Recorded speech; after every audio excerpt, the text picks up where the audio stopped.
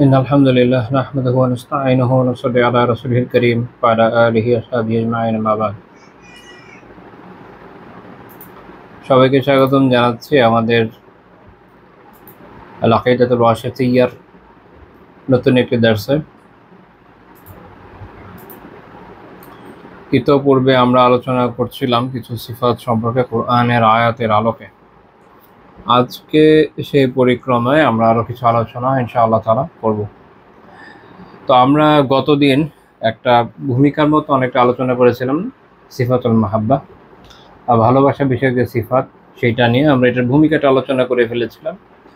আজকে হচ্ছে আমরা যে এ সম্পর্কিত আয়াতগুলো নিয়ে আলোচনা করবো ইনশাআল্লাহ তাআলা। তো শেখ রাহিমাহুল্লাহ তাআলা এই প্রসঙ্গে প্রথমে যে আয়াতটি উল্লেখ করেছেন সেটা হচ্ছে সূরা আল বাকারার 195 নম্বর আয়াত।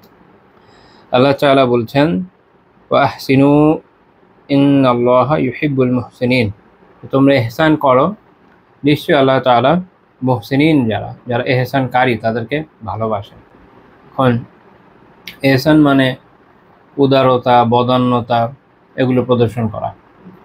ইহসান মানে উদারতা প্রদর্শন করা, বদান্যতা প্রদর্শন করা, এগুলো হচ্ছে ইহসান করা বলে। আর এমনিতেই ইহসান শব্দটা আসলে বাংলাতে অনেক সুপ্রচলিত একটি শব্দ, বিদেশাগত শব্দ হিসেবে বাঙালি নিজে সে শব্দ কমই আছে, আসলে নাই। ছোটবেলায় আমরা যখন পড়েছিলাম না ব্যাকরণ, কি পড়েছিলাম, বিদেশাগত শব্দ হিসেবে এমনি ইউরোপিয়ানদের, তুর্কিদের, পাঠানদের যাদের কি শব্দ এসছে, চাইনিজদের ইত্যাদি, এগুলো আমরা পড়ি। আর দেশি শব্দ বলতে যেগুলো পড়েছে সেগুলো ছিল না কোল, মুন্ড, আরও কি জাতির এর মধ্যে বাঙালি বেচারা কোথায় আসলো, এই জন্য দুষ্টামি করলাম, আসলে নিজের শব্দ আছেই কই। তো যাই হোক, ইহসান শব্দটা আমাদের এখানে এত বেশি প্রচলিত যে, এবং সেটাও তার মূল অর্থে মূলভাবেই প্রচলিত, এই জন্য আসলে ব্যাখ্যা বিশ্লেষণের দরকার খুব বেশি নাই। তো আল্লাহ তাআলা যখন বলছেন যে ইহসান করো, তো এইটা একটা ব্যাপক কথা। ওলামা এই আয়াত স্পেসিফিকলি এই আয়াতের তাফসির করতে গিয়ে বেশ কিছু মত দিয়েছে। ইমাম ইবনুল জাওজি রাহিমাহুল্লাহ তাআলা একটা তাফসির আছে জাদুল মাসির, আমার খুব পছন্দের তাফসির। পছন্দের এই জন্য যে ইবনুল জাওজি রাহিমাহুল্লাহ একটা মতের কাজ করেছেন, যেটা হচ্ছে একটা স্পেসিফিক বিষয়ের উপরে যে কটা ওই সময় পর্যন্ত, ওনার সময় পর্যন্ত যে কটা মত ছিল, উনি একদম সুন্দর চার্টের মধ্যে একের পর উল্লেখ করেন। এটাই যেন আমার খুব ভালো লাগে, সহজে পাওয়া যায়। তো যাই হোক, তিনি বলছেন যে এটাতে তিনটা কওয়াল আছে এটার ব্যাখ্যায়, যে আহসিনু দিয়ে কি বোঝানো হচ্ছে। একটা হচ্ছে আহসিনুল ইনফাক, একটা হচ্ছে যে ব্যয়ের ক্ষেত্রে ইহসান করা, অনুগ্রহ করা, পরিবার পরিজন থেকে নিয়ে বিভিন্ন জায়গায়, যেসব জায়গায়, যেমন আল্লাহ রাস্তায় ব্যয় করা, সবচেয়ে গুরুত্বপূর্ণ জায়গায় কোথায়, আল্লাহ তাআলার রাস্তায়, আল্লাহ তাআলার সন্তুষ্টির জন্য ব্যয় করা, অর্থাৎ বদান্যতার সাথে উদারতার সাথে আল্লাহ তাআলার সন্তুষ্টির জন্য ব্যয় করা। জিহাদ ফি সাবিলিল্লাহতে ব্যয় করা, মুজাহিদিনদের জন্য, তাদের পরিবার পরিজনকে দেখভালের জন্য, জিহাদের জন্য, অস্ত্রশস্ত্রের ব্যবস্থার জন্য, মুহাজিরিনদের জন্য, তাই না? তারপরে এটা একটু ব্যাপক হলে হবে হচ্ছে পরিবার পরিজনের জন্য, দরিদ্রদের জন্য, অর্থাৎ দিনের ক্ষেত্রে যত জায়গায় ব্যয় করা যায় বদান্যতার সাথে উদারতার সাথে, হ্যাঁ, প্রশান্ত চিত্তে এভাবে ব্যয় করো। আরেকটা হচ্ছে যে আহসিনুজ জন্না বিল্লাহ, আল্লাহ তাআলা সম্পর্কে তোমার যে ধারণা সেটাকে সুন্দর করে নাও। এখানে অর্থাৎ সুন্দর করে নাও, উত্তম করে নাও। এটা ইকরিমা রাহিমাহুল্লাহ তাআলার কথা। আর আরেকটা হতে পারে, সেটা হচ্ছে আব্দুল ফারাইজা, বা যে বিভিন্ন ফারাইজের যে বিষয়গুলো আছে এগুলো সঠিকভাবে আদায় করা। এর মধ্যে আসলে এই আয়াত যে প্রসঙ্গে নাজিল হয়েছে প্রথম অর্থই বেশি পারফেক্ট, কিন্তু আমরা যখন ইহসানের কথা বলছি, এইটা আমাদের এখানে মূল উদ্দেশ্য না। এই আয়াতের এখানে আমাদের আলোচনার মূল উদ্দেশ্য হচ্ছে ইন্নাল্লাহা, নিশ্চয়ই আল্লাহ তাআলা, ইউহিব্বুল মুহসিনিন, আল্লাহ তাআলা মুহসিনিনদের ভালোবাসেন। আমরা আল্লাহ তাআলার ভালোবাসার যে সিফাত, আল্লাহ তাআলা যে ভালোবাসেন, এই সিফাতের প্রতিপাদন এখানে করছি। যারা বিভিন্ন বাতিল ফিরকার অনুসারী, তারা আল্লাহ তাআলার শানে এই ধরনের সিফাতকে অ্যাকসেপ্ট করতে নারাজ। তাদের মনে হয়, আমরা এর গতদিন আলোচনা করেছি, যে যদি কেউ কাউকে ভালোবাসে তাহলে তার দিকে ঝুঁকে পড়তে হয়, আল্লাহ তাআলা তো এর থেকে মুক্ত, তাহলে তিনি ভালোবাসেন না। এখানে ভালোবাসার অর্থ তাকে সওয়াব দেওয়ার ইচ্ছা। এটা একটা অদ্ভুত কথা। আল্লাহ তাআলার শানে প্রত্যেকটা বিষয় আল্লাহ তাআলার যেমন হওয়া দরকার তেমন, না আমাদের সাথে তো তুলনীয় ব্যাপারই না। আল্লাহ তাআলার ভালোবাসা অন্যরকম। আল্লাহ তাআলার ভালোবাসা অনেক পূর্ণাঙ্গ, যেটা আমাদের চিন্তার বাইরে একদম। আল্লাহ তাআলা যদি তৌফিক দেন হয়তো আলোচনা শেষে এটা একটা কথা বলবো, থিমের এখন একটা কল উল্লেখ করবো না একটা কিতাব থেকে। আল্লাহ তাআলার ভালোবাসা আমরা প্রতিপাদন করি, আর প্রাসঙ্গিকভাবে আমরা এখানে তাফসীরও আলোচনা করে যাচ্ছি যেন এরও হক আদায় হয়ে যায়। আল্লাহ তাআলা একটা কালাম সামনে দিয়ে যাবে, আমরা ওটা আলোচনা করবো না, এটা হইতে পারে না। তো ইহসানের যে বিষয়, এটা ইসলামের একটা খুব গুরুত্বপূর্ণ শিক্ষা। ইসলাম জীবনের প্রত্যেকটা ক্ষেত্রে না ইহসান করতে শেখায়, জীবনের প্রত্যেকটা ক্ষেত্রে ইহসান করতে শেখায়, এটা ইসলামের বিশেষত্ব। ইসলামের বিশেষত্ব হচ্ছে এখানে আল্লাহু আকবার, যেটা অন্যান্য যে কোনো ধর্ম থেকে ইসলামকে আলাদা করে। ইসলামের কিছু খাসিয়াত আছে না, যে ইসলামের বিশেষ বৈশিষ্ট্য কী, তার মধ্যে একটা হচ্ছে ইহসান করা। সব কিছুতে আমরা ইহসানের কথা বলি, যদিও এখন পরবর্তী সময়ে যারা বিভিন্ন অন্যান্য রিলিজিয়নের যারা, এরা যখন তাদের ধর্মের পক্ষে যুক্তিতর্ক উপস্থাপন করতে গেছে তখন একটা ফ্যাসাদে পড়ে গেছে। তাদের ওখানে তো এই বিষয়ের ওইভাবে কনসেপ্টটা নাই, তখন তাদেরকে বিভিন্ন প্যাসেজ থেকে টেনে টুনে বের করতে হয়েছে। না, আমাদেরটা এত প্যারা নেই, আমাদের খোদ কোরআনে ইহসানের কথা বলা আছে, হাদিসে ইহসানের কথা বলা আছে। ইমাম তিরমিজি রাহিমাহুল্লাহ হাদিস উল্লেখ করেছেন 1409 নম্বর হাদিস, সুনান তিরমিজির, যে নবী সাল্লাল্লাহু আলাইহি ওয়াসাল্লাম বলেছেন যে ইন্নাল্লাহা কাতাবাল ইহসান আলা কুল্লি শাই, নিশ্চয়ই আল্লাহ তাআলা প্রত্যেকটা বিষয়ের জন্য ইহসান প্রদর্শন করাকে আবশ্যক করেছেন, লিখে দিয়েছেন। কাতাবাদি সাধারণত আবশ্যক বোঝায়।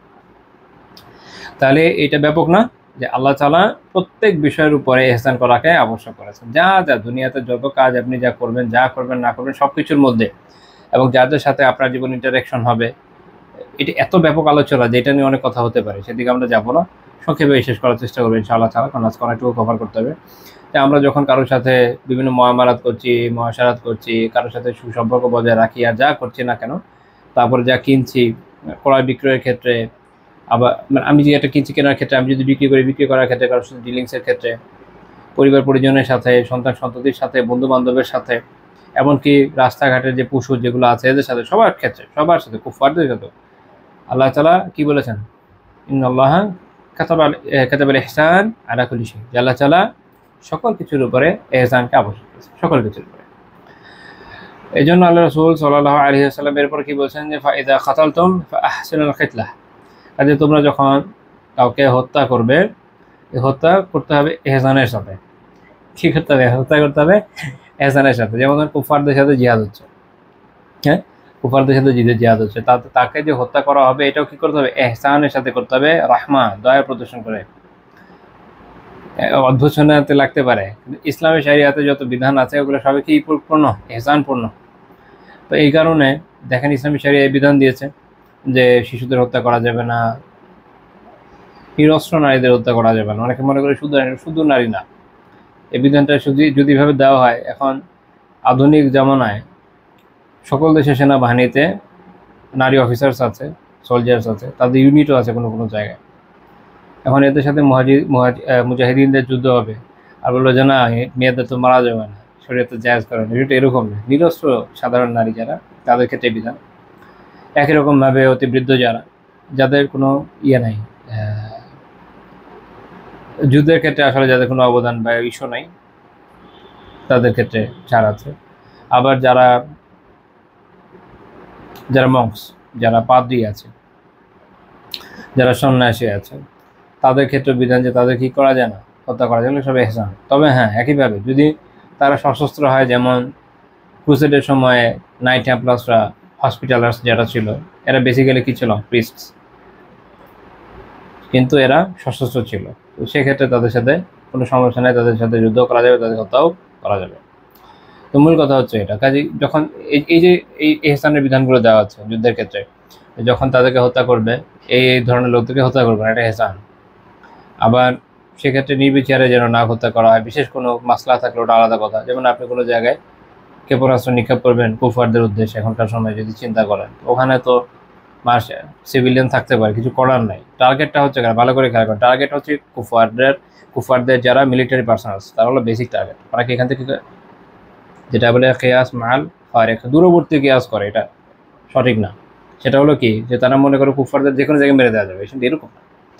যখন কোনো জায়গাতে সামরিক বেসামরিক লোক একসাথে থাকে, এবং এটা আমার জানা মতে ইসলামের আগে কেউ বিষয়টাকে আলাদা করে নাই। কারণ আপনারা বাইবেল পড়লে দেখবেন যে ইহুদিদের যে বিধান সেটা হচ্ছে এরকম, যে যা আছে ওহিমদের যা আছে সব মারো। ইসলাম বিষয়টাকে এইভাবে দেখে নাই, এই জন্য এই জিনিসগুলোকে আলাদা করা হয়েছে। কিন্তু যখন কোনো জায়গায় হামলা করবে। যেমন তায়েফের যুদ্ধের সময় রাসূলুল্লাহ সাল্লাল্লাহু আলাইহি ওয়াসাল্লাম যেহেতু তায়েফের দুর্গ ছিল, ওটাকে দখল করার জন্য মিনজারিক, ওই সময়কার ক্ষেপণাস্ত্র টাইপের, এটা আপনারা দেখবেন হয়তো ভিডিওতে দেখা যায়, এক ধরনের পাথর নিক্ষেপের যন্ত্র ছিল, ওখানে আগুনের গোলা রাখা হতো বা পাথর রাখা হতো, ছুঁড়ে মারতো, ওটা ওই সময়কার হিসেবে ক্ষেপণাস্ত্র বলতে পারেন। ওটা নিক্ষেপ করছেন। এখন ওটা যখন ভিতরে যাচ্ছে, ভিতরে তো যে কেউ মরতে পারে, সেনাও মরতে পারে, সিভিলিয়ানও মরতে পারে, এখানে কিছু করার নেই, কিছুই করার নেই, ওটা বাধ্য হয়ে করা, এটা একটা মাসলাহা আছে। আরেকটা হচ্ছে যে স্পেসিফিকলি শুধু সাধারণ মানুষ যারা আনআর্মড পিপলস, এদেরকে মারার জন্য হামলা করা, এইটা ইসলামের ইতিহাসে আল্লাহ রসুলের জামানাও পাওয়া যায় না, সাল্লাল্লাহু আলাইহি ওয়াসাল্লাম খোলাফায়ে রাশিদিনের জামানাও পাওয়া যায় না। কারণ কেউ কেউ বিভিন্ন গোত্রের উপর কিছু কিছু হামলা ঘটনা নিয়ে আসতে পারে, এটা সঠিক না। কেন সঠিক না? ওইটা এর কারণ হলো, আপনি একটা এমন সময়ে আলোচনা একরকম করতেছেন যখন হচ্ছে সাধারণ মানুষ মানে বলে আলাদা কিছু হতো না, আরবে সেনাবাহিনী ওরা তৈরি করতো না, সব মানুষই আসলে সশস্ত্র, সব মানুষই কি সশস্ত্র, সবাই রিজার্ভ ফোর্সের মতো কাজ করতো, যখন যুদ্ধের সময় হতো দৌড়ে চলে আসতো। তো এই জন্য ওইটা আসলে আমাদের সময় সিনারিওর সাথে এভাবে যায় না। যাই হোক, তো এই যে এই বিষয়গুলোকে আলাদা করা, আবার হচ্ছে যে তাদের চেহারার জন্য আঘাত না করা, হ্যাঁ, হত্যা করাও সাধারণ কিছু নিয়ম নীতি আছে, এইভাবে হচ্ছে এহসান করা যায়। হত্যার ক্ষেত্রে কী করা হচ্ছে? এহসান করা হচ্ছে। এই জন্য দেখবেন যে কিসাসের সময় হত্যা করা হবে, একদম হলকম কেটে দিয়ে সুন্দর করে হত্যা করে ফেলা হয়, যেন খুব বেশি পেইন না হয় প্রাণী। তারপরে এই জন্য এই হাদিসের পরে আছে কি, ফাইদা যাবাহতুম ফাহসিনু যিবহা, যখন তোমরা জবাই করবে কোনো প্রাণীকে, মুরগি করেন, গরু করেন, খাসি করেন, উত্তম পন্থা এহসানের সাথে করতে হবে। সেটা কীরকম ব্যাখ্যা আছে পরমশে, যে বলে লিউহিজ্জা আহাদুকুম শাফরাতা ওয়ালিউরিহ যাবিহাতা, যে তোমাদের মধ্যে কেউ যেন তার ছুরিকে খুব ভালো মতো ধারালো করে নেয়, আর জবাইয়ের সময় পশুটাকে আরাম দেয়, ঠিক মতো বেঁধে সুন্দর করে রেখে অত্যন্ত ধারালো ছুরি দিয়ে করবে যেন দ্রুত হয়ে যায়, তার জন্য কষ্ট না হয়। আবার যতক্ষণ প্রাণ আছে ততক্ষণ চামড়া ছাড়ানো যাবে না, হ্যাঁ, এরকম বেশ কিছু বিধিবিধান আছে। তো এগুলো সবগুলো কি এহসান, এগুলো সবগুলো এহসান। এই জন্য শেখ হোসেন রাহিমাহুল্লাহ বলছেন যে ইসলামের শরিয়াতে ব্যভিচারীর উপর যখন হদ কায়েম করা হয়, এটা এহসান, আসলে এটা এহসান। যদি সে খাঁটি দিলে তওবা করে এবং এটার মাধ্যমে সে বেঁচে যায়, হাজার হাজার বছরের অনন্তকালের সাজা থেকে বেঁচে যাওয়াটাকে এহসান নয়? অনেক বড় এহসান। এবং আল্লাহ তাআলা চাইলে এর থেকে অনেক বড় সাজা দিতে পারেন, সেটা তিনি দেন নাই। আবার এভাবে যখন সাজা দেওয়া হয়, কুফারদের মাঝেও এক সময় এগুলো কিছু রীতি ছিল, তখন তারা তাদের আওরা নিয়ে চিন্তা ভাবনা করেন, ইসলাম করেছে শত যেন খুলে না যায়, এই জন্য পদক্ষেপ রাখা হয়েছে যে কীভাবে করলে তাদের খুলে না যায়। আবার এরকম বর্ণনা আছে একজনের ব্যাপারে, বিশুদ্ধ বর্ণনায়, যে সে এত বেশি দুর্বল ছিল যে দৌড়া মারা হলে মরে যাওয়ার সম্ভাবনা ছিল, অথচ তার সাজা মৃত্যুদণ্ড না, শুধু দৌড়া মারা। তো তখন এটার সলিউশন দেওয়া হয়েছে এরকমভাবে গাছের ডাল দিয়ে যেন সে মরে না যায়। তো এইভাবে সব কিছু দেখে ইসলামী শরিয়া এইভাবে সব কিছুতে এহসান রেখেছে। যাই হোক, তো এহসানের ক্ষেত্রে আমরা যদি আলোচনা করতে চাই, দুই ভাগে ভাগ করা যায় ব্রডলি। একটা হচ্ছে ইবাদতের ক্ষেত্রে এহসান, আরেকটা কি, আর হচ্ছে মাখলুকের সাথে এহসান। আমরা দুই দিকে ভাগ করতে পারি এহসানকে। তা আল্লাহ তাআলা যে মুহসিনদের ভালোবাসেন, তাহলে আমাদের তো জানতে হবে না এহসান কি। আমরা যদি নাই জানি এহসান কি, তাহলে মুহসিন হবো কেমনে? মুহসিনকে যে আমাদের এহসান আছে। তো এই জন্য আমরা এই এহসান নিয়ে আলোচনা করছি। ইবাদতে এহসান কোনটা আপনারা জানেন, সহিহ বুখারীর হাদিস 50 নম্বর হাদিস জিবরিল, খুবই বিখ্যাত হাদিস, যেখানে জিবরিল আলাইহিস সালাম রাসূলুল্লাহ সাল্লাল্লাহু আলাইহি ওয়াসাল্লামকে জিজ্ঞেস করেছিলেন তিনটা প্রশ্ন। তার মধ্যে একটা হচ্ছে বাল ইহসান, এহসান কি জিনিস, এটা যে ইবাদত আর ইহসান সম্পর্কে।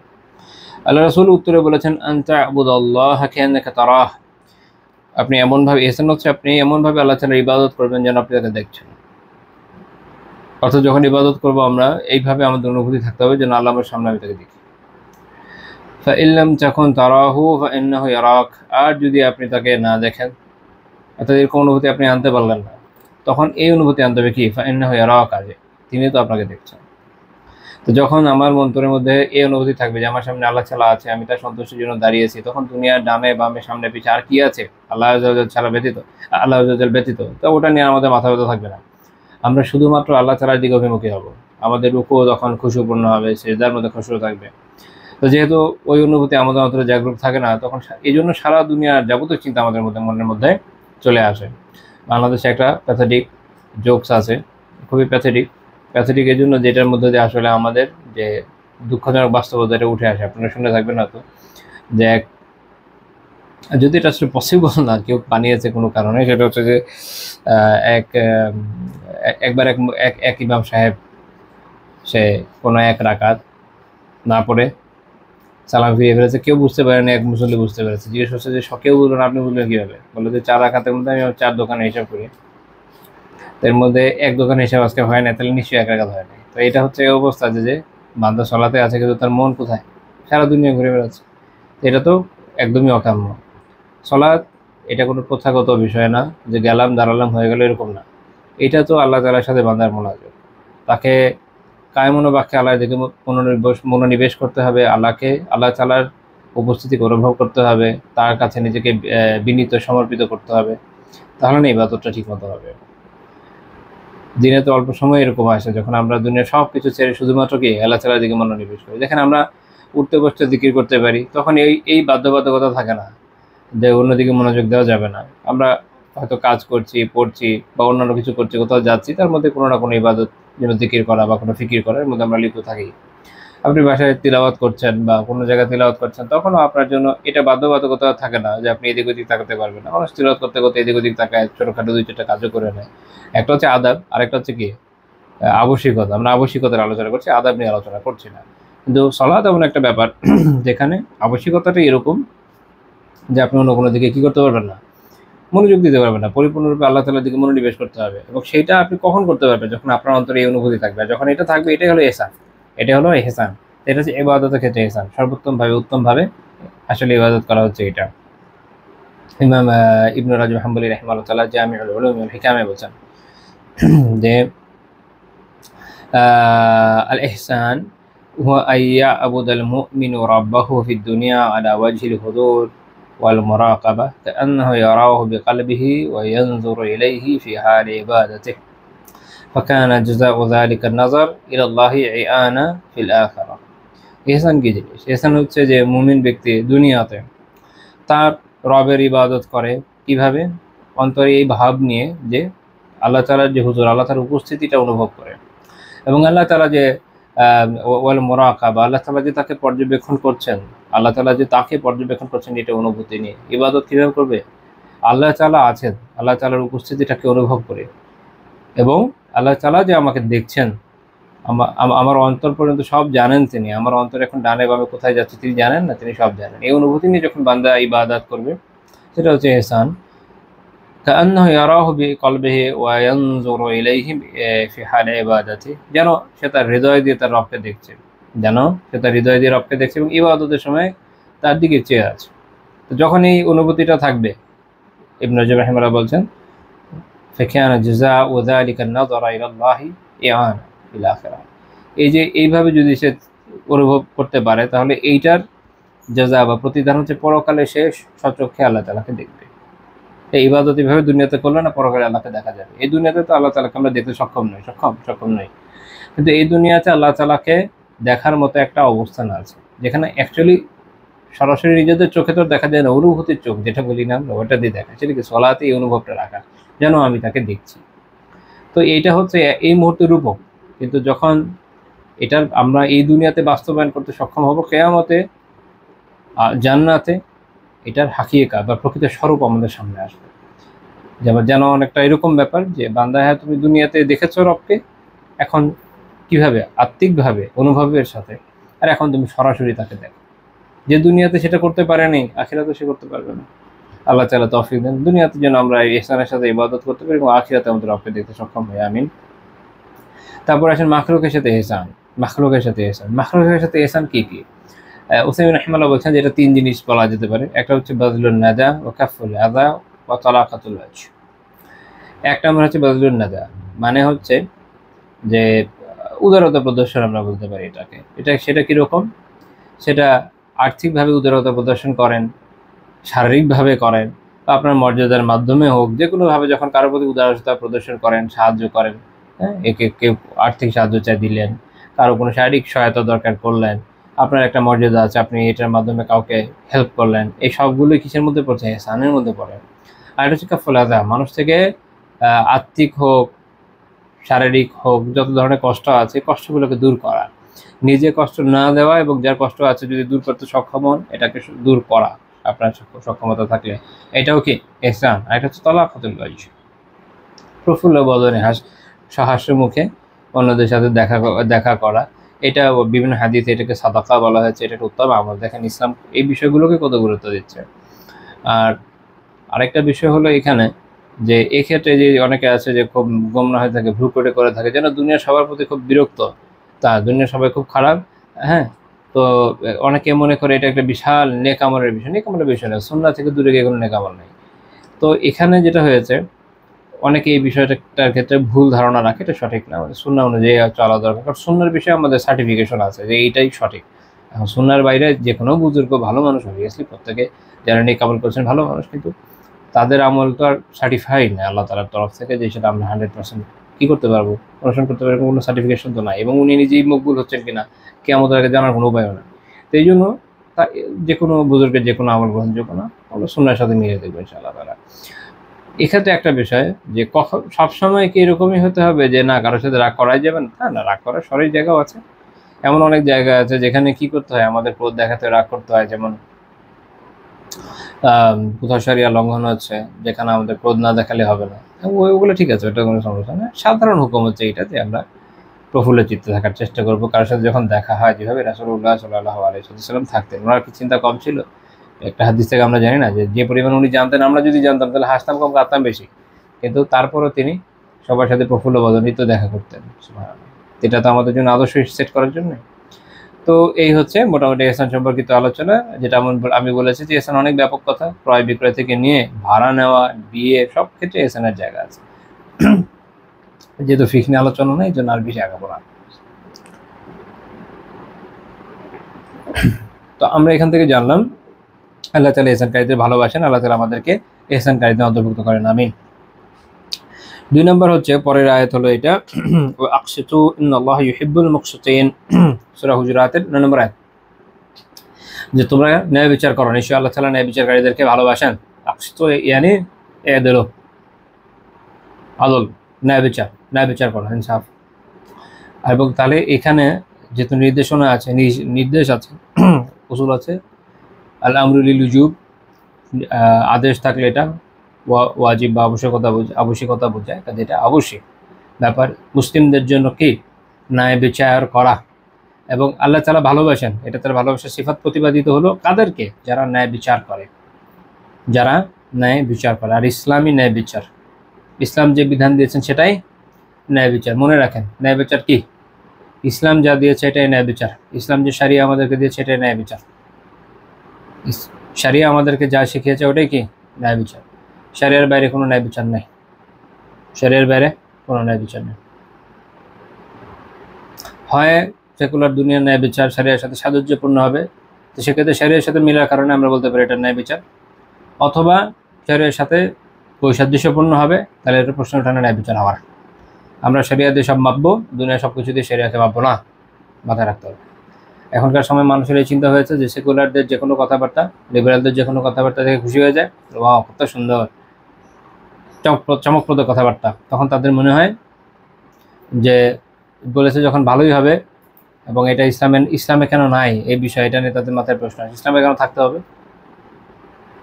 ইসলামে কেন থাকতে হবে? ইসলামে ওইটাই থাকবে যেটা আল্লাহ তাআলা আমাদেরকে দিয়েছে। ওরা তো ওদের মানব রচিত যে কোনো বিষয় আজকে নিয়ে এসছে, একটা 5 বছর পরে ভালো লাগবে না, চেঞ্জ করে ফেলবে, ওটা দিয়ে যাচাই করে লাভ আছে? যুগে যুগে যারা এইসব বিষয়ে বইপত্র লিখেছে, কেন অমুক বিষয় ইসলামী, কেন তমুক বিষয় ইসলামী, এগুলো সব তামাদি হয়ে গেছে, 10-20 বছরও টিকে নেই।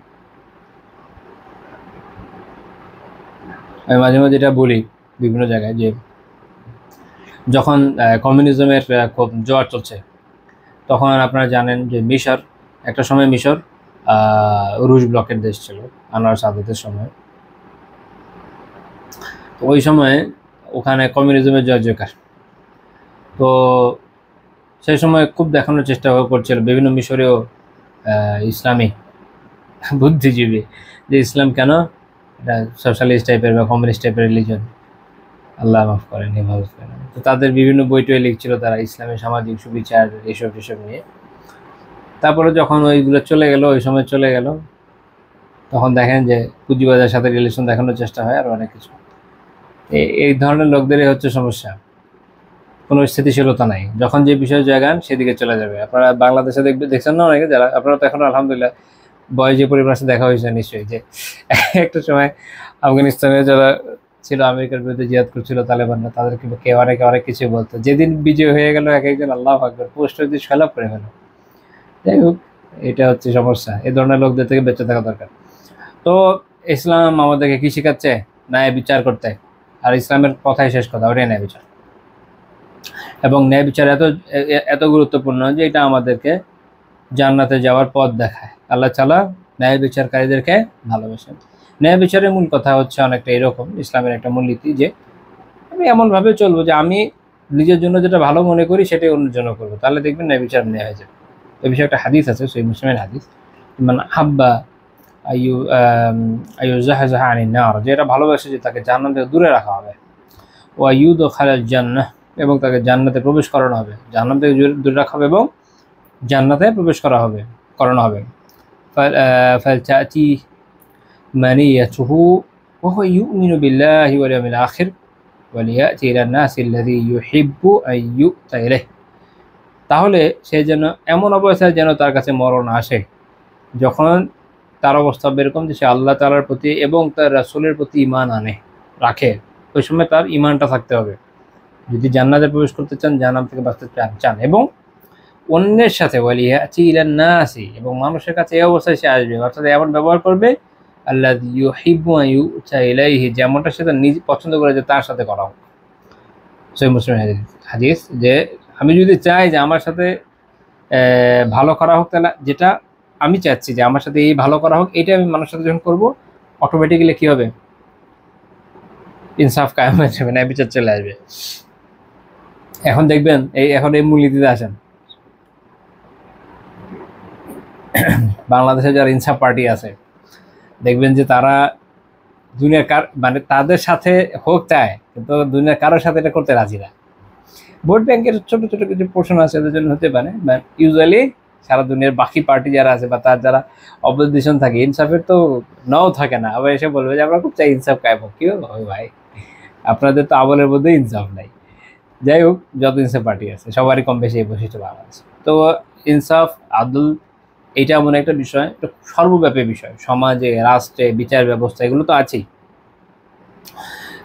পরিবার পরিজনের মধ্যেও, যেমন সন্তানদের মধ্যে একটা সমতা বিধান করা, কারো যদি একাধিক স্ত্রী থাকে, হ্যাঁ, একাধিক স্ত্রীর মধ্যে সমতা বিধান করা, একজনকে বেশি একজনকে কম না করা, এগুলো খেয়াল রাখতে হবে। তারপর মিরাজ বন্টনের ক্ষেত্রে সমতা রাখা, সমতা বলছি না, ভুল বলে ফেললাম, আদল করা, ইনসাফ করা। মিরাজ বন্টনের ক্ষেত্রে ইনসাফ করা, সমতা বলা যাবে না। এখানে একটা গুরুত্বপূর্ণ কথা বলে ফেলি, যে অনেকে এটা মানে আসলে বলতে বলতে আমাদেরও চলে আসে, যেহেতু অতি প্রচলিত কথা কি ইসলাম সাম্যের ধর্ম, সমতার ধর্মের, অনেকে বলে। শেখ হুসাইন রহমান বলছেন যে এইটা ইসলামের, এটা যে বলেছে সে ইসলামের ব্যাপারে ভুল বলেছে। ইসলামে কোনো সমতা বা সাম্যের কথা আসলে নাই। ইসলামকে সোশ্যালিস্ট রিলিজিয়ন, সমতা সাম্যের কথা বলে। এইখানে মনে রাখতে হবে যে পুরো কোরআনে হাদিসে সব জায়গায় যে কথা আছে সেটা হচ্ছে আদলের কথা, ন্যায় বিচারের কথা। ন্যায় বিচার মানে কি? যেখানে সমতা দরকার ওখানে সমতা করা, যেখানে পার্থক্যের দরকার পার্থক্য করা। নারী পুরুষের পার্থক্য আছে, পার্থক্য রাখবে ইসলাম। হ্যাঁ, যে জানে এবং যে জানে না, অজ্ঞ এবং বিজ্ঞের মধ্যে পার্থক্য আছে, সেখানে পার্থক্য রাখবে। যেখানে পার্থক্য আছে ওখানে পার্থক্য রাখবে, আর যেখানে পার্থক্য নাই, সমতার দরকার, সেখানে সমতা রাখবে। ঠিক, একজন মানুষ শাসকের সন্তান, একজন মানুষ সাধারণ মানুষের সন্তান, উভয় কোনো একটা পদের জন্য চেষ্টা করছে, এখানে তাদের সমতা রাখা হবে। যে সাধারণ মানুষের সন্তান, তার যদি আরো কোয়ালিফিকেশন বেশি থাকে, শাসকের সন্তানের বিপক্ষে সে টিকে যাবে, সে পেয়ে যাবে পদ। সিম্পল। এটা হচ্ছে কি এটা হচ্ছে আদল, যেখানে যেটা হওয়া দরকার সেখানে সেটাকে রাখা। তো কেউ যদি বলে যে ইসলাম সাম্যের ধর্ম মানে হচ্ছে মূলত আদল, এটা বুঝাইতে চায়, তো ঠিক আছে, সেক্ষেত্রে কথা মানে অর্থটা সত্য, কিন্তু তার যে শব্দ চয়ন করেছে এটা ভুল হয়েছে। ইসলাম মূলত আদলের ধর্ম, ইনসাফের ধর্ম, সমতা বিধান শেখায়। সমতা একটা খুব ক্রিটিক্যাল বিষয়। ওই আলোচনা করতে গিয়ে পরে যে কি আসবে, ওই যে জেন্ডার ইকুয়ালিটির কথা চলে আসবে, নারী পুরুষ সমান হতে হবে। কেন সমান হতে হবে? কেন? আল্লাহ তাআলা বানানেই সমান করে? বানানি তো নেই, মানুষের শারীরিক গঠনই আলাদা। বানালেও একটা কথা ছিল। যারা খুব ইন্টারেস্টিংলি যারা আল্লাহ তাআলাকে বিশ্বাস করে না, নেচারের প্রতি যাদের অনেক বিশ্বাস আছে, তো তাদের মাদার নেচার, তাদের বিশ্বাস অনুযায়ী বলছি, যেহেতু কুফরের কথা উল্লেখ করে, ইটসেলফ কুফর না, তো তাদের বিশ্বাস অনুযায়ী তাদের যে মাদার নেচার, সে তো বানাইছে ডিফারেন্টলি না। আপনার এই যে তাদের মানে স্কেলিটনের যে গঠন একদমই ডিফারেন্ট, শারীরিক সামর্থ্য থেকে নিয়ে অনেক বিষয়, এমনকি চিন্তা ভাবনার প্যাটার্ন পর্যন্ত আলাদা। তাহলে কিভাবে এক হবে? এখানে যেটা দরকার সেটা আদাল, ইনসাফ দরকার। যার যেটা যেখানে যতটুকু দরকার সেই অনুযায়ী তাকে দেওয়া হচ্ছে কিনা সেটা জরুরি, সমতা জরুরি না।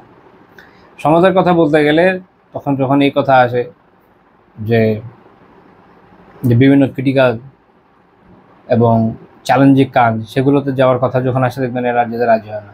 সমতা চাইলে ওটাও যেতে হবে। তো যাই হোক, তো ইসলাম আমাদের কী শেখাচ্ছে? ইনসাফ শেখাচ্ছে, এবং আল্লাহ তাআলা ইনসাফকারীদের ভালোবাসেন, আদলকারীদেরকে ভালোবাসেন, এটা খেয়াল রাখতে হবে। আচ্ছা, তারপরের আয়াত যেটা, সেটা হচ্ছে এরপর আল্লাহ তাআলা বলছেন যে ফামাস্তাকামু লাকুম ফাস্তাকিমু লাহুম ইন্নাল্লাহা ইউহিব্বুল মুত্তাকিন। সূরা তাওবা ৭ নম্বর আয়াত, যে যতক্ষণ তারা তোমাদের সাথে চুক্তিতে স্থির থাকবে, তোমরাও তাদের সাথে চুক্তিতে স্থির থাকবে, নিশ্চয়ই আল্লাহ তাআলা মুত্তাকিদের ভালোবাসেন। এটা উদ্দেশ্য কি?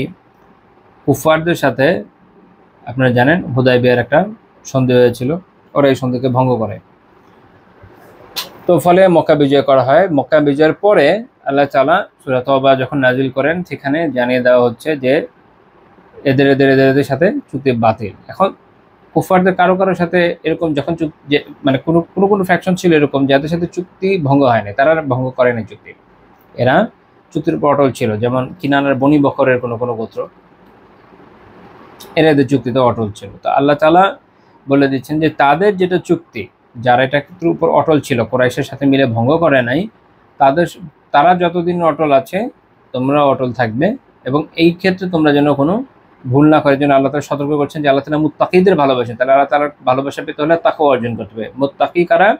যারা আল্লাহ তাআলার ভয়ে পাপকে, সীমালঙ্ঘনকে বর্জন করে, এগুলো থেকে বেঁচে থাকে এবং নেক আমল করে।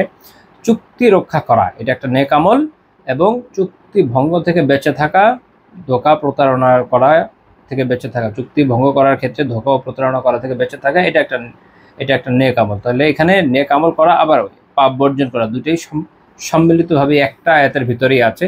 এর জন্য আল্লাহ তাআলা বলছেন যে আল্লাহ তাআলা মুত্তাকিদের ভালোবাসেন, কাজে তোমরা যদি মুত্তাকি হও এই কাজ করো না, যেটা নিষেধ করা হচ্ছে এই কাজটা করো না। আর এটা যখন করা হবে আল্লাহ তাআলা তোমাদের ভালোবাসবেন। আল্লাহ তাআলা আমাদের মুত্তাকি বানান, আল্লাহ তাআলা আমাদেরকে মুহসিনিন বানান, তারপর হচ্ছে মুকশিতিন বানান, ন্যায়পরায়ণ বানান, এই দোয়া করি আমি। তো এই আয়াত থেকে কিছু মাসআলাও আসে, সেটাও একটু জানা থাকা ভালো, জানলে খারাপ না। যেমন আমরা একটা মাসআলা এটা দেখতে পারি, সেটা হচ্ছে যে আমরা জানি যে আল হারবু খিদা, একটা হাদিস থেকে আমরা জানি যে যুদ্ধ মানে হচ্ছে কি কৌশল, বা অনেকে অনুবাদ করে ধোঁকাবাজি।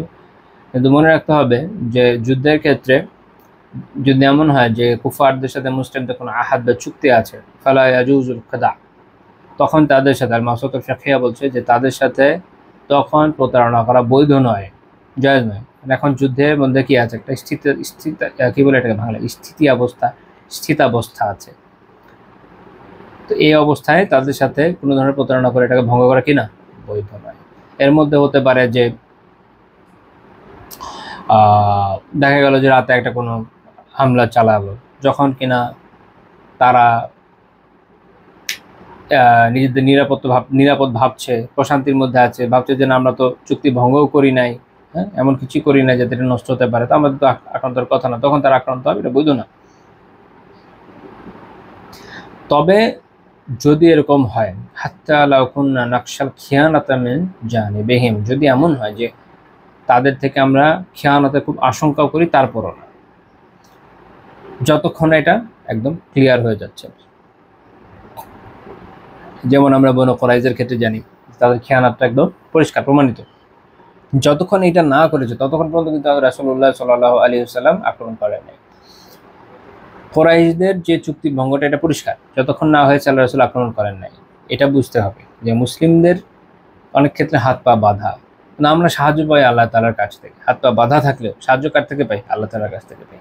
কাজে দুনিয়াবি হাইসিয়তে আমাদেরকে বোকা মনে হতে পারে, কিন্তু আমরা যখন আল্লাহ তাআলার দিনকে আল্লাহ তাআলার দেওয়া বিধান অনুযায়ী পালন করবো, ইনশাআল্লাহ তাআলা ওই অনুযায়ী কাজ করবো, তো ওই বোকামিটা দুনিয়ার লোকের দৃষ্টিতে যেটা বোকামি, এটাই আসলে সফলতার পরিচায়ক হবে। আল্লাহ তাআলা আমাদেরকে এর মাধ্যমে সফলতা দান করবে, কারণ আমাদের তো মূল উদ্দেশ্য আল্লাহ তাআলার সন্তুষ্টি, দুনিয়ার সফলতা না। আর এই কারণে আমরা দেখি যে রাসূলুল্লাহ সাল্লাল্লাহু আলাইহি ওয়াসাল্লাম এবং পরবর্তী সময়ে সাহাবীরা ইসলামের এই বিধানগুলোকে পারফেক্টলি পালন করে ব্যর্থতা হন নাই, সফলই হয়েছে। আচ্ছা,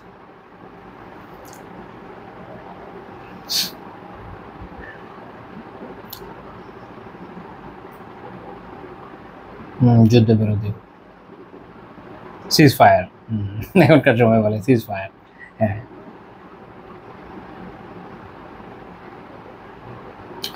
আচ্ছা, আরেকটা মাসআলা যেটা মাওসুআতুল ফিকহ আলাল মাযাহিবিল আরবাআতে শেখ ইয়াসির আন-নাজ্জার হাফিজাহুল্লাহ তাআলা, এটা খুব উনি উল্লেখ করেছেন, এটা খুব সাম্প্রতিক একটা কিতাব।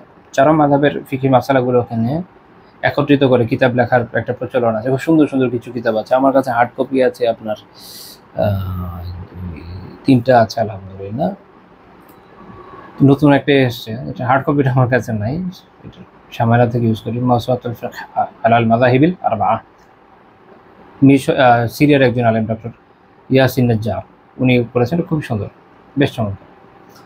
তো ওখানে উনি একটা মাসালা উল্লেখ করেছেন যে জুমহুর ফুকাহা, অধিকাংশ ফুকাহা মালিকি, শাফি এবং হাম্বলি, অধিকাংশ ফুকাহা তাদের মত হচ্ছে যে যদি কোনো, যেটা পরে হুদনা, যে কোনো যদি এরকম পিস ট্রিটি আপনি বলতে পারেন এখনকার সময়, যে যখন একটা পিস ট্রিটি হয়, শান্তি চুক্তি হয়, তো যদি কুফাররা এটার কোনো ধারা ভঙ্গ না করে, হ্যাঁ, সেক্ষেত্রে এটা, অর্থাৎ তারা যদি পিস ট্রিটিটাকে লঙ্ঘন না করে, পাল্টা হামলা এগুলো কিছু না করে, তাহলে মুসলিমদের ইমাম, মুসলিমদের শাসকের এটা উপর এটা আবশ্যক, সে যতদিন এটার যে মুদ্দাত, এটার যে সীমা যতদিন দেওয়া হয়েছে অতদিন পর্যন্ত এটাকে সে রক্ষা করবে। তো ইসলাম এই বিষয়ে এতটা গুরুত্ব দেয়। তো এই জন্য আল্লাহ তাআলা এখানে বলছেন যে তোমরা এটাকে রক্ষা করো, আল্লাহ তাআলা আদেশ দিয়েছেন এবং সেটা করা হবে। আচ্ছা, তাহলে আমরা যখন এইভাবে আমাদের যে এগুলো রক্ষা করব, আদেশগুলো, আল্লাহ তাআলার আদেশগুলোকে রক্ষা করবো, নিষেধগুলো থেকে বেঁচে থাকবো, তখন আমরা মুত্তাকি হতে পারবো। আল্লাহ তাআলা আমাদের মুত্তাকিদের অন্তর্ভুক্ত করেন, আমিন। এরপরে আল্লাহ তাআলা যাদেরকে ভালোবাসেন, আমরা কিন্তু যেগুলো পড়ছি কারা, আল্লাহ তাআলা যাদের ভালোবাসেন, আল্লাহ তাআলা মুহসিনদের ভালোবাসেন, মুকসিতিনদের ভালোবাসেন, মুত্তাকিদের ভালোবাসেন। এখন আমরা একটা পড়বো, তারা হচ্ছে মুতাতাহহিরিন এবং তাওয়াবিন, আরো দুইটা ক্যাটাগরি, তাওয়াবিন আর একটা কি মুতাতাহহিরিন, এই দুই ক্যাটাগরি যাদেরকে আল্লাহ তাআলা ভালোবাসেন। সূরা বাকারার 222 নম্বর আয়াতে আল্লাহ তাআলা বলছেন যে ইন্নাল্লাহা ইউহিব্বুত তাওয়াবিন ওয়া ইউহিব্বুল মুতাতাহহিরিন, নিশ্চয়ই আল্লাহ তাআলা যারা তাওয়াব তাদেরকে ভালোবাসেন, যারা মুতাতাহহির তাদেরকে ভালোবাসেন। আমি একটু ব্যাখ্যা করব। তাওয়াব শব্দটা হচ্ছে, আপনারা তাওবা তো জানেন, তওবা পাপ থেকে ফেরত আসা আল্লাহ তাআলার দিকে, আর রুজু ইলাল্লাহ, আল্লাহ তাআলার দিকে ফেরত আসা, মিম্মা আসিয়া, গুনাহ থেকে আল্লাহ তাআলার দিকে যে ফেরত আসে, এটা হচ্ছে তওবা, আর ইস্তিগফার হচ্ছে ক্ষমা প্রার্থনা। তো তাওয়াব শব্দটা, এটাকে বলে সিগাতুল মুবালাগা।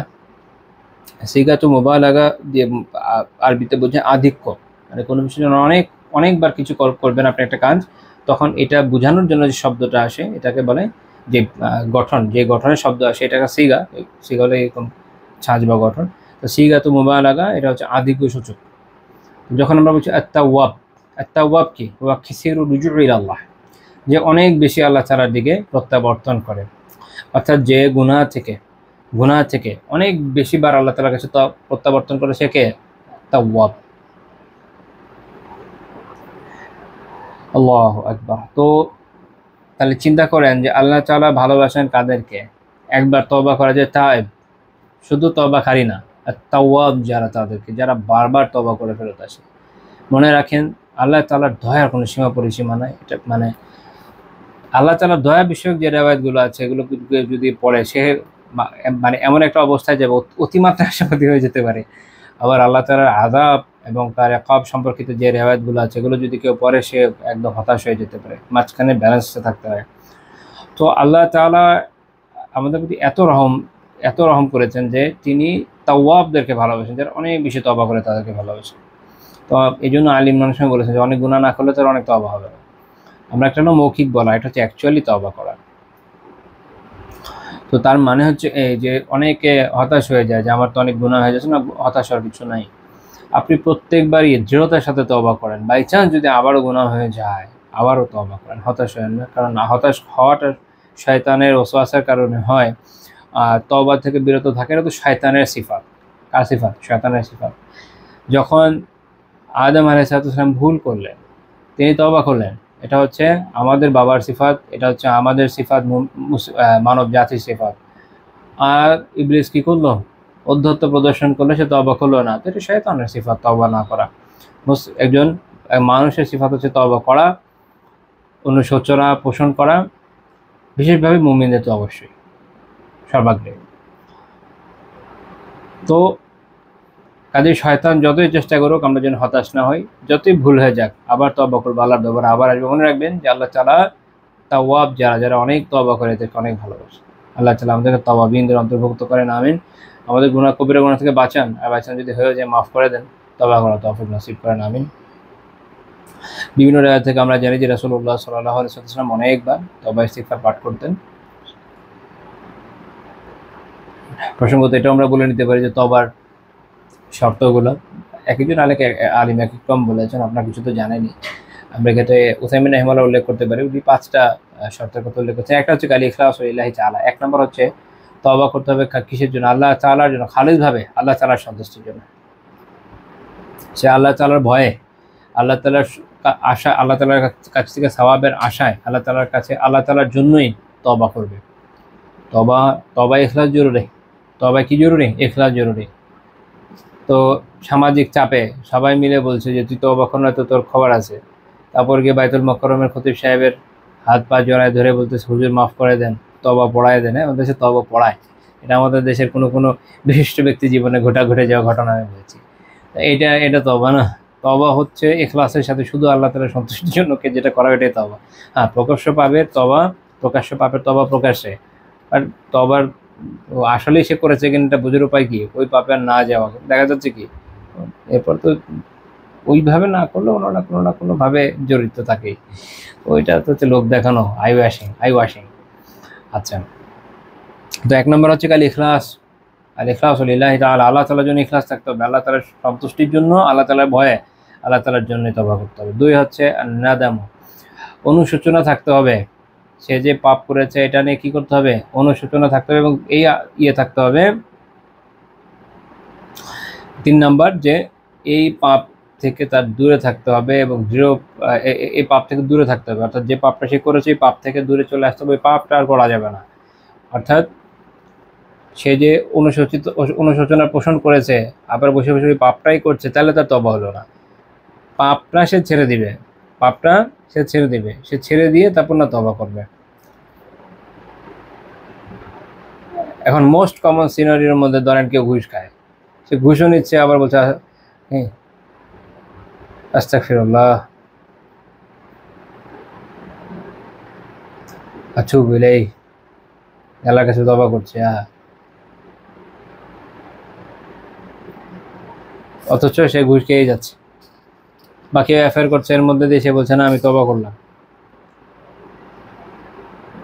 তাহলে তো হচ্ছে না।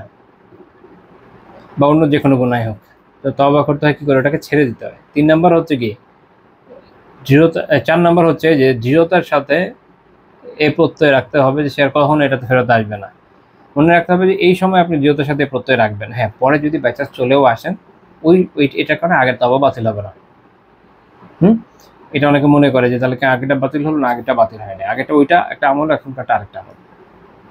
তো যখন তওবা করা হবে দৃঢ়তার সাথে এই প্রত্যয় রাখতে হবে যে আমি কখনো এটাতে ফেরত আসবো না। 5 নম্বর হচ্ছে তওবার জন্য যে ওয়াক্ত আছে এর মধ্যেই হতে হবে। এমন সময় হলে হবে না যখন তওবা কবুলযোগ্য থাকে না, যেমন কেউ মারা যাচ্ছে এই সময়, অথবা সূর্য কিয়ামতের আলামতের মধ্যে আমরা জানি কি সূর্য পশ্চিমে উদিত হবে, তখন করলে হবে না।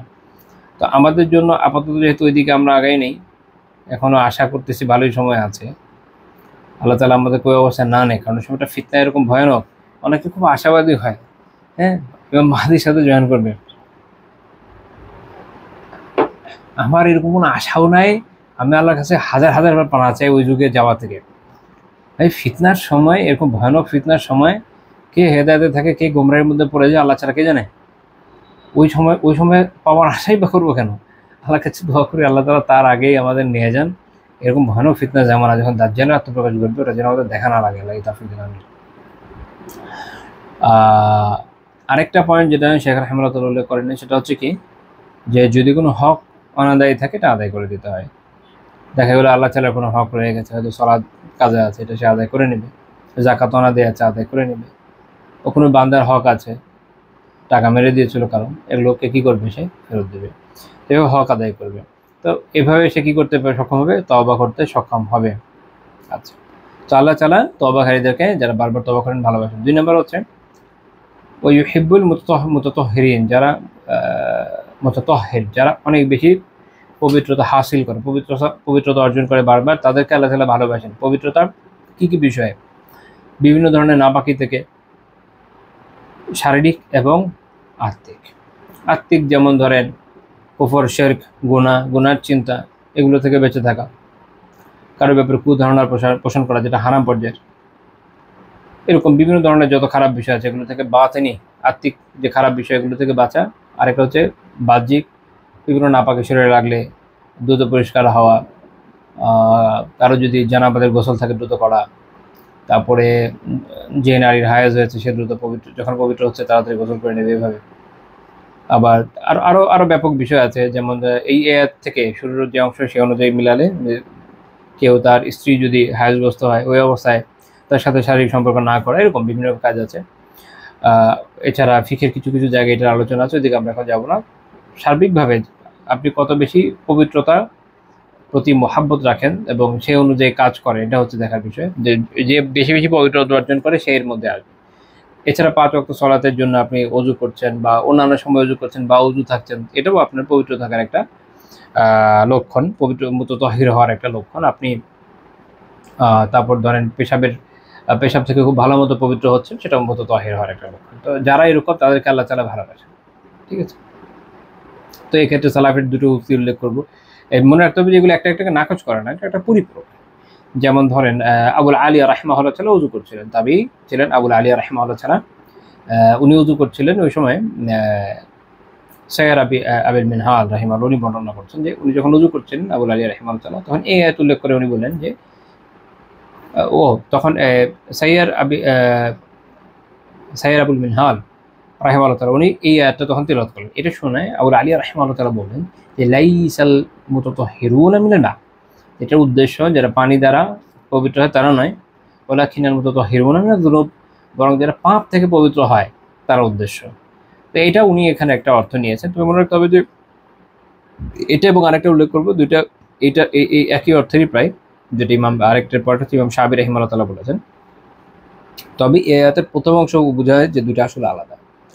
কারণ যদি জাম বা গুনাহ থেকে মুতাতাহহিরের উদ্দেশ্য হয়ে থাকে, তাহলে প্রথম অংশে আল্লাহ তাআলা তাওয়াবদের কথা বলেছেন, ইউহিব্বুত তাওয়াবিন, এবং আবার এরপর আলাদা করে মুতাতাহহিরের কথা আলাদা উল্লেখ করেছেন। তো এটা থেকে বোঝা যায় এখানে একটা ফায়দা আছে। ফায়দাটা হচ্ছে দুটো আলাদা হওয়া উচিত, অবশ্যই পরিপূরক না, আলাদা হওয়া উচিত। এই জন্য ফুকাহারা এখান থেকে আরেকটা গোসল বের করেছে, যেটা আমরা পরে কখনো হয়তো ফিকহের ক্লাসের সময় আলোচনা করবো, এদিকে এখন ওদিকে যাচ্ছি না।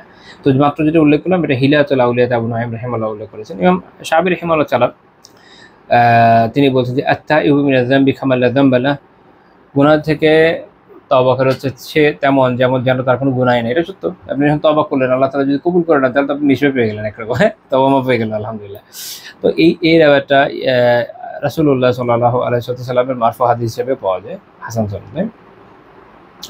তো তিনি আরেকটা সুন্দর কথা বলেছেন যে ফাইযা আহাব্বাল্লাহু আবদা লাম ইয়াদুররাহু যাম, আল্লাহ তাআলা যদি বান্দাকে ভালোবাসেন তাহলে গুনাহ তার কোনো ক্ষতি করবে না। সুবহানাল্লাহ, এটা সত্য।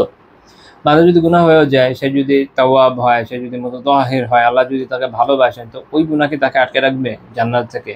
না, আমরা তো সবাই সাধারণ মানুষ, তাই না? আমরা তো নবী রাসূল না, আমাদের গুনাহ হয়। কিন্তু আল্লাহ যদি আমাদের ভালোবাসেন, তাহলে আমাদের জন্য জান্নাত যাওয়াটা সোজা হয়ে যায় কিনা? তো তাহলে এটা গুরুত্বপূর্ণ বিষয়। এই জন্য বলছেন যে যদি আল্লাহ কোনো বান্দাকে ভালোবাসেন, তো গুনাহ তার কোনো ক্ষতি করবে না।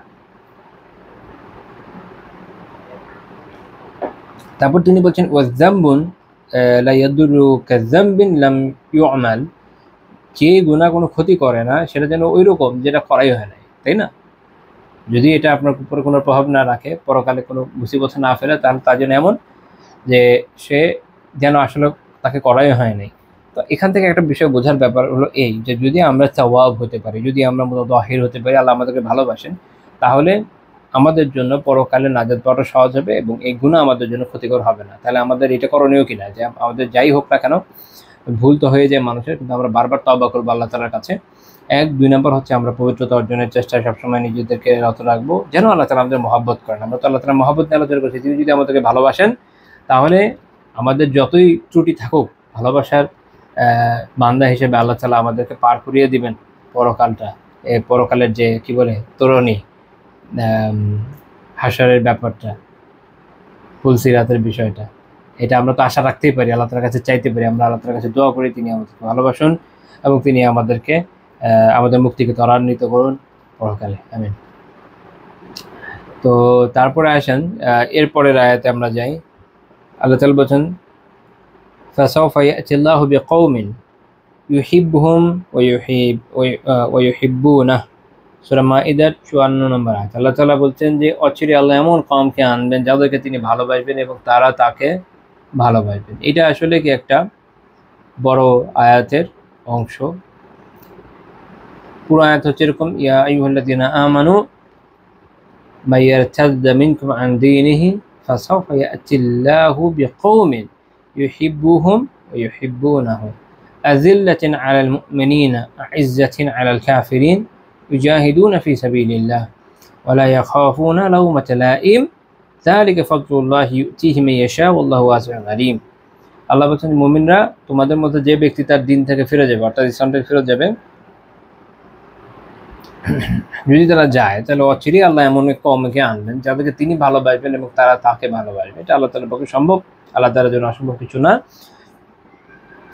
এবং তাদের বৈশিষ্ট্য কি বুঝেন, এই যে এটা তো শেখ রাহিমাহুল্লাহ তাআলা এটা উল্লেখের জন্য নিয়ে আসছেন যে আল্লাহ তাআলার মহাব্বত প্রমাণ করার জন্য, আল্লাহ তাআলার ভালোবাসাকে প্রমাণ করার জন্য সিফাত হিসেবে। তবে আমাদের শিক্ষার জায়গাটা কোন জায়গায়, এর সাথে সাথে সিফাত তো শিখলাম, আরও তো শিক্ষা আছে, সেটা কি আল্লাহ কাদেরকে ভালোবাসেন আমরা এটা শিখছি, তাই না?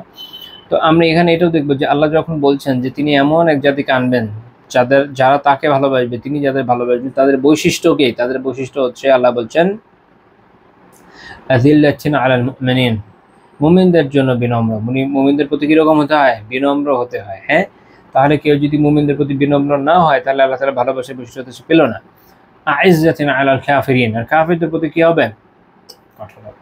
কাফিরদের প্রতি কঠোর হবে। এখন দেখা যায় যে মানুষের কাফিরদের প্রতি কঠোরতার জায়গায় মুমিনদের প্রতি কঠোরতা, মানে আপনি অপোজিশন পার্টির, পলিটিক্যাল পার্টির হন, ইসলামিক দলের ফিরকার হন, বিভিন্ন গ্রুপ সাবগ্রুপ আরও কত কিছু আছে, যেটাই হন না কেন, তাহলে হয়েছে আপনার জন্য উল্টো হয়ে যাবে। আযিল্লাতিন আলাল মুমিনিনের জায়গায় আ'ইজ্জাতিন আলাল মুমিনিন হয়ে যায়, আর আযিল্লাতিন আলাল কি বলে আ'ইজ্জাতিন আলাল কাফিরিনের জায়গায় আযিল্লাতিন আলাল কাফিরিন হয়ে যায়। যেটা মুসিবত এই জায়গাতে, মুমিনদের প্রতি বিনম্র আর কাফিরদের প্রতি কঠোর, তার জায়গা হয়ে গেছে মুমিনদের প্রতি কঠোর, কাফিরদের প্রতি বিনম্র।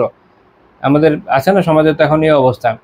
ফলে দেখা গেছে যে দেখবেন যে কেউ হয়তো ভোটের জন্য এই সামান্য একদমই সংখ্যালঘিষ্ঠ, খুবই ছোট অংশ, কতটুকু ফ্যাক্টর আমি তাও জানি না, এরকম বিভিন্ন রিলিজিয়নের লোকজনের কাছে গিয়ে নিজের দিনকে বেচে দিচ্ছে, তাই না? এটা তো হচ্ছে, আমরা জানি।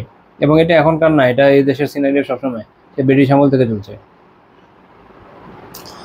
অথচ ইসলামের কেউ যদি নিজের মুমিন হয় তাহলে তো তার বৈশিষ্ট্যটা হবেই না। রাসূলুল্লাহ সাল্লাল্লাহু আলাইহি ওয়াসাল্লাম বলেছেন লা তাবদাউহুম বিসসালাম, কাফিরদের ব্যাপারে বলছেন এদেরকে তুমি সালাম শুরু করবে না, এদেরকে সালাম দিবে না, কুফারদের সালাম দেওয়া যায় না। এখন এটা তো খুব মানে গিয়ে বলবে যে আপনাদের সবাইকে আমার আদাব।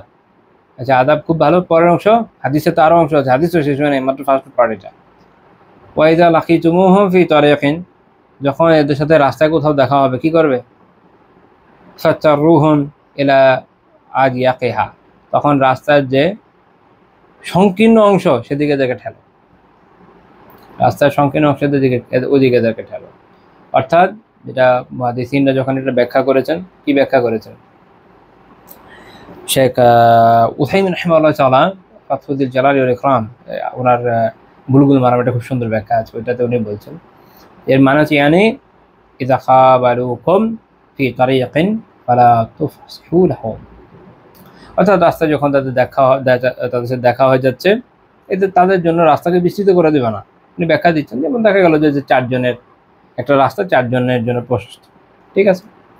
এখন দেখা যাবে যে কেউ আসতেছে, কেউ কুফারদের মধ্যে পাওয়ারফুল হলে, হ্যাঁ, এলাকার একটা ইয়েটিয়ে থাকলে, তখন দেখা যাচ্ছে তার জন্য রাস্তা ছেড়ে দিয়ে নিজে এক কোনায় বসে থাকবে না। মুমিনের মর্যাদা বেশি, কারণ ওদেরকে এটা যদি দেওয়া হয় তাহলে কি হবে, এটা তাদের ইকরাম, সম্মান করা হবে। সালামের কথা শুরুতেই নাকচ করা হয়েছে কেন?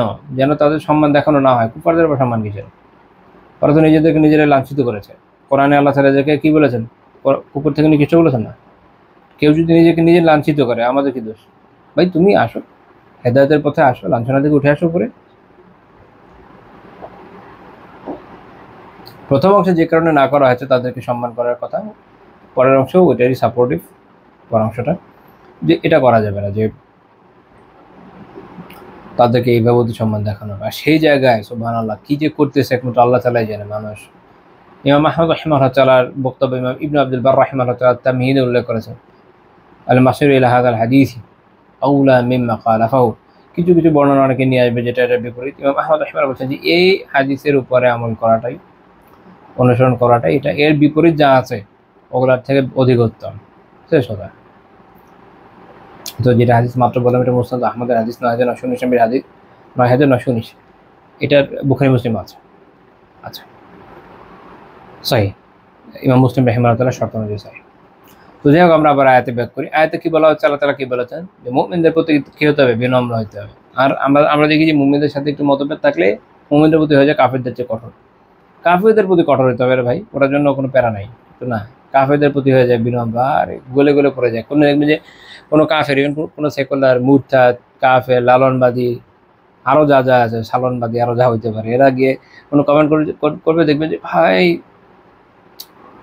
আপনার কমেন্টের জন্য অত্যন্ত কি লাইক মোবারকবাদ, বা আপনার জন্য আমি খুবই আপ্লুত হয়ে গেছে, আমরা এই বিষয়টা দেখবো। আর কোনো দিনী ভাই, কোনো মুসলিম ভাই, সে একটা ভিন্ন মত দিয়েও যদি কোনো লেখা, যতই আদবের সাথে লেখুক, হ্যাঁ আপনি করে দেখান এই সেই টিসম টিসম, আপনি দেখবেন এগুলোই চলতেছে বাংলাদেশে এখন। এইটা মুমিনের বৈশিষ্ট্যই না, মুমিনের বৈশিষ্ট্যই না। আল্লাহ তাআলা ভালোবাসা পাওয়া তো অনেক দূরের কথা। ইসলামী দল, সংগঠন, ব্যক্তি, গ্রুপ, গোষ্ঠী, ফিরকা হওয়া তো প্রশ্নই ওঠে না, বৈশিষ্ট্যই পড়তেছে না তার ভিতরে। তা আল্লাহ তাআলা বলছেন মুমিনদের প্রতি হতে হবে বিনম্র, কাফেরদের প্রতি তারা হবে কঠোর, যাদেরকে আল্লাহ, এবং তারা আর কি করবে? ইউজাহিদুনা ফি সাবিলিল্লাহ, তারা আল্লাহর রাস্তায় জিহাদ করবে। কেউ আল্লাহর রাস্তায় জিহাদ করছে কিনা বুঝার উপায় কি? সে মুমিনদের প্রতি বিনম্র হবে, কাফেরদের প্রতি কঠোর হবে। বলতে যে আমরা আল্লাহর রাস্তায় জিহাদ করতেছি, আর এখন তো এসে বলতেছে যে ভোটই হলে এখনকার জিহাদ। এরকম আরো বিচিত্র আছে না? কিছু এক সময় ছিল যে আমরা যখন দাওয়াতের জন্য বের হয়ে যাই, তাবলীগ যারা করে ওরা বলতো এইটাই হলো আল্লাহর রাস্তায় জিহাদ। আবার কেউ বই লিখতেছে এখনকার সময় বই আল্লাহর রাস্তায়, এখনকার সময় একমাত্র জিহাদ। এরকম সব একমাত্র হয়ে গেছে এখন, এর একমাত্র, ও একমাত্র, ও একমাত্র, আসলে একমাত্র যেটা ছিল ওটাই বাতিল হয়ে গেছে। আল্লাহ হেফাজত করেন, আমিন। বেসিক্যালি যখন শুধু জিহাদ শব্দ আসে তো ব্যাপক, ইসলামের জন্য যে কোনো কাজ হয় সবই কাজে আসে। কেউ যদি ইসলামের জন্য ডিবেট করে, সেটাও এক ধরনের জিহাদ। শেখ হুসাইন রাহিমাহুল্লাহ উল্লেখ করেছেন, ইবনুল কাইয়িম রাহিমাহুল্লাহ তাআলা উল্লেখ করেছেন। এটা সমস্যা না, কিতাল একটা জিনিস, জিহাদ একটা ব্যাপক শব্দ, সেটা আলাদা কথা। কিন্তু এই যে একটা সংকীর্ণতা নিয়ে আসা যায়, শুধু এইটাই হবে, আর কোনোটা জিহাদ না, আমার পার্টির কথায় শেষ, বাকি কোনোটা সঠিক না, এটা ভুল। ১ ২ নম্বর হলো যে আপনি যদি আসলে আল্লাহর রাস্তায় জিহাদ করেন, তার মানদণ্ড হচ্ছে এটা বোঝা, দেখতে হবে যে আপনি কি মুমিনদের প্রতি বিনম্র এবং কাফেরদের প্রতি কঠোর কিনা। দেখা গেল যে না, আপনি মুমিনদের প্রতি কঠোর, কাফেরদের প্রতি বিনম্র, এটা আল্লাহর রাস্তায় জিহাদি হয় না, এটা খারিজিদের কাজ কারবার। কারণ আপনি যতই বলেন আরেকজনকে ট্যাগ দিচ্ছেন যে হ্যাঁ ও খারিজি, কিন্তু আসলে আপনি যে খারিজি আপনার কোনো খবর নাই, মানে আপনার মধ্যে খারিজিদের ফুল বৈশিষ্ট্য আছে আপনার কোনো খবর নাই। এমনকি দেখেছে আজারিকারা যে সকল বৈশিষ্ট্য রাখতো হুবহু আপনার উপরে সেট করে, আপনার কোনো খবরই নাই। আপনি আরেকজনকে যে বিরোধিতা করছে বলছে যে ও খারিজি, এই অবস্থা। খারিজি বাংলাদেশে এক মুসলিম পরিভাষা হয়ে গেছে, যে খারিজি না তারে খারিজি বলে বসে থাকে। কে বলছে যে নিজে খারিজি বৈশিষ্ট্য রাখে? এক মুসিবত। যাই হোক, তো যখনই আপনি বলবেন যে আমি আল্লাহর রাস্তায় জিহাদ করছি, অবভিয়াসলি এটা এই মানদণ্ডে থাকতে হবে। মুমিনদের প্রতি বিনম্র হতে হবে, কাফেরদের প্রতি কঠোর হতে হবে, আল্লাহ তাআলার কালিমাকে বুলন্দ করার জন্য হতে হবে, কুফফারদের সুযোগ দেওয়ার জন্য নয়, বা কোনো দেশের বাইরে বড় কোনো কুফরি শক্তিকে তার কালিমাকে বুলন্দ করার জন্য নয়। আচ্ছা, এবং আরেকটা কি করবে? ওয়ালা ইয়াখাফুনা লাওমাতা লাইম, তারা কটাক্ষকারীদের যে কটাক্ষ, এটাকে ভয় করবে না। অর্থাৎ আল্লাহ তাআলার দ্বীনের প্রতিষ্ঠার জন্য, আল্লাহ তাআলার কালিমাকে বুলন্দ করার ক্ষেত্রে কুফাররা আপনাকে কটাক্ষ করবে, মুনাফিকরা কটাক্ষ করবে, যারা ফাসিক ফাজির তারা কটাক্ষ করবে, যারা বুঝে না অবুঝ জাহেল তারাও করবে। এগুলো না আপনার মাথাকে মেলান নেই, আপনি আল্লাহর জন্য কাজ করবেন। এবং এই যে ভালোবাসা, আল্লাহ কি বলছেন, যালিকা ফাদলুল্লাহি ইউতিহি মাইয়াশা, এটা আল্লাহ তাআলার ফজল, অনুগ্রহ, যাকে ইচ্ছা তাকে দান করেন। আল্লাহু ওয়াসিউন আলিম, আর আল্লাহ তাআলা কি প্রাচুর্যময়, সর্বজ্ঞ। তো মনে রাখেন আল্লাহ তাআলা আমাদের অবস্থা জানেন, যা দরকার তিনি দেবেন। এখানে এই ওয়াদাটা আছে, খেয়াল করেন। আল্লাহ তাআলা কি বলছেন, আল্লাহ তাআলা কি ও আছে, আল্লাহ তাআলা হচ্ছেন প্রাচুর্যময় এবং তিনি আলিমুন, তিনি সর্বজ্ঞ। তিনি যেহেতু আছে কাজেই আপনার যদি মনে হয় আমি সংকীর্ণতায় পড়ে যাব, আমি যদি এখন কুফারদের তোষণ না করি, বড় বড় পরাশক্তির পানা চাটি, এই না করি ওই না করি, এবং ইসলামকে ঠেলে সরাই ইসলামকে কায়েম করি, I don't know how is it possible, but ইসলামকে ঠেলে সরাই দিয়ে নিজের জীবন থেকে, নিজের দল থেকে, নিজের গোত্র ফিরকা গোষ্ঠী থেকে ইসলামকে সরাই দিয়ে ইসলামকে কায়েম করবো, আমি জানি না কীভাবে সম্ভব। কিন্তু ধরলেন মানে এরকম আর যেটা হচ্ছে এখন আজকে বিশ্বাস করতে হচ্ছে, যেহেতু তারা বলে যে আমরা ইসলামকে সরাই দিয়ে ইসলাম কায়েম করবো। তো এক্ষেত্রে যেটা হবে যে মনে রাখতে হবে যে এই জন্য যদি করে যে না অমুক অমুক থেকে দরকার, আমরা মুসলিমরা বলবো যে আমাদের এটা দরকার নাই, আমাদের যেটা দরকার সেটা তো আল্লাহ তাআলাই আমাদেরকে দেবেন, কারণ তিনি হচ্ছেন ওয়াসে, তিনি প্রাচুর্যময়। আমার যেটা দরকার আল্লাহ তাআলা জেনেওয়ালা, এটা আল্লাহ তাআলা জেনেওয়ালা। আমার রিজিক দরকার, আমি যদি হালাল পথে থাকি হালাল হবে, একটু কষ্ট হলেও আল্লাহর পক্ষ থেকে আসবে, বরকতপূর্ণ হবে। সেম লোকই রিজিকের জন্য হারামে যেতে পারে, ঘুষ খেতে পারে, চুরি বাটপারি করতে পারে, অনেক টাকা হতে পারে, বরকতপূর্ণ হবে না, আখিরাতে জবাবদিহিতা করতে হবে। আমার কোনো দরকার নেই মুসিবত করার, আল্লাহ তাআলা আছে, তিনি দেবেন। আচ্ছা, 6 নম্বর আয়াত হচ্ছে আল্লাহ তাআলা বলছেন ইন্নাল্লাহা ইউহিব্বুল্লাযীনা ইউকাতিলুনা ফি সাবিলিহি সাফফা, ইন্নাল্লাহা ইউহিব্বুল্লাযীনা ইউকাতিলুনা ফি সাবিলিহি সাফফা কাআন্নাহুম বুনিয়ানুম মারসুস, নিশ্চয়ই আল্লাহ তাআলা তাদেরকে ভালোবাসেন যারা আল্লাহ তাআলার পথে যুদ্ধ করে সারিবদ্ধ হয়ে। এটা কিন্তু অন্য কোনো বিষয় নয়, যুদ্ধের কথা আছে, এটা হরতাল না। ভালোবাসে আল্লাহ তাআলা কাদেরকে ভালোবাসেন, যারা সারিবদ্ধ হয়ে যুদ্ধ করে তার সন্তুষ্টির জন্য, তার পথে। কিভাবে, কাআন্নাহুম, যেন তারা হচ্ছে বুনিয়ানুম মারসুস। বুনিয়ান হচ্ছে একটা যে কোনো স্ট্রাকচার হচ্ছে বেসিক্যালি বুনিয়ান। তো এখানে বাংলা অনুবাদ করে শীষে ঢালা প্রাচীরের মতো, এরকম শক্তিশালীভাবে তারা যখন প্রতিরোধে দাঁড়িয়ে যায় আল্লাহ তাআলার দ্বীনের জন্য, তখন আল্লাহ তাআলা এমন ব্যক্তিদেরকে কি করেন, ভালোবাসেন। সূরা সফের 4 নম্বর আয়াত শেখ উসাইমিন রাহিমাহুল্লাহ তাআলা বলছেন যে এই যে সূরাতুস সফ উনি বলছেন যে বাস্তবে এটা হচ্ছে সূরাতুল জিহাদের সূরা। কেন, শুরুতেই আল্লাহ তাআলা তার রাস্তায় যারা মুজাহিদ, যারা মুজাহিদ না আসলে মুকাতিলিন, আল্লাহ তাআলার রাস্তায় যারা যুদ্ধকারী, যারা সরাসরি যুদ্ধকারী, তাদের প্রশংসা দিয়ে শুরু করেছে। এরপরে শেষে আল্লাহ তাআলা জিহাদের দিকে আহ্বান করেছেন। মাঝখানে আল্লাহ তাআলা এটা জানিয়ে দিয়েছেন যে কুফফাররা যতই কষ্ট পাক, তাদের মনে যত ব্যথা বেদনা আসুক, তাদের এবং মুশরিকদের, আল্লাহ তাআলা তাদের দিনকে বিজয় করবেনই। তো এখানে আমরা দেখি যে আল্লাহ তাআলা ভালোবাসেন কাদেরকে, যারা এইভাবে আল্লাহ তাআলার দ্বীনের জন্য জিহাদের দৃঢ়পদ থাকে। এখানে একটা ইন্টারেস্টিং আলোচনাও আছে, সেটা হচ্ছে যে এটা বলা হয় যে সলাতে আমরা যে সারিবদ্ধ থাকি, তার যে সারিবদ্ধতার যে ব্যাপারটা, এটা দেখেন জিহাদে আগে, এখন তো আসলে ভাবে হয় না, আগেকার সময় যখন জিহাদে মানুষ যুদ্ধ করতো তখন এই পদ্ধতি ছিল, ফরমেশন থাকতো, মিলিটারি একটা ফরমেশন থাকতো, সারিবদ্ধ হয়ে দাঁড়াতো, ওইরকম ছিল যেন এটা কি উভয় কি শেষে ডালোর প্রাচীরের মতো, মানে এটা একে অপরকে শক্তিশালী করছে। আচ্ছা, তো এরপরে আমাদের যে বিষয়ে আলোচনা সেটা হচ্ছে এই যে এই আয়াতে আমরা দেখছি যে আল্লাহ তাআলা যাদেরকে ভালোবাসেন তাদের বৈশিষ্ট্য উল্লেখ করছেন। 5টা বৈশিষ্ট্য আমরা দেখি। কয়টা বৈশিষ্ট্য? 5টা। এই বৈশিষ্ট্যগুলো 1 নম্বর হচ্ছে যে তারা আল্লাহ তাআলার দ্বীনের জন্য কি করে, কিতাল করে, ইয়াকাতিলুনা, তারা যুদ্ধ করে। কি করে? যুদ্ধ করে। তো এক্ষেত্রে তারা কোনো অলসতাকে বা কি বলবো এটাকে, এই যুদ্ধ থেকে ভাগা, অলসতা, দুর্বলতা এগুলোকে পাত্তা দেয় নাই, যা দিনকে দুর্বল করে দেয় না, তারা যুদ্ধ করে। প্রথম বৈশিষ্ট্য, যাদেরকে আল্লাহ তাআলা ভালোবাসেন। দ্বিতীয় হচ্ছে কি, যখন বলছেন যে ফি সাবিলিহি, তার পথে, তার মানে এখানে আমরা পাচ্ছি কি ইখলাস, কার জন্য করছে? শুধু আল্লাহ তাআলার জন্য, ইখলাস পাওয়া যাচ্ছে। তো কিতাল হবে, ইখলাস হবে। 3 নম্বর হচ্ছে যখন বলা হচ্ছে যে সফা, সারিবদ্ধভাবে, তার মানে কি ইয়াশুদ্দু বাদুহুম বাদা, যা একে অপরকে শক্তিশালী করে। সারিবদ্ধতার মূল কি? একে অপরকে শক্তিশালী করা, দৃঢ়তার মাধ্যমে। এখনকার জামানায় এসে যখন যুদ্ধ হবে তখন হয়তো আগের ফর্মেশনের তো হবে না, কিন্তু ফোর্স এক পার্ট আরেক পার্টকে কী করবে, সাহায্য করবে।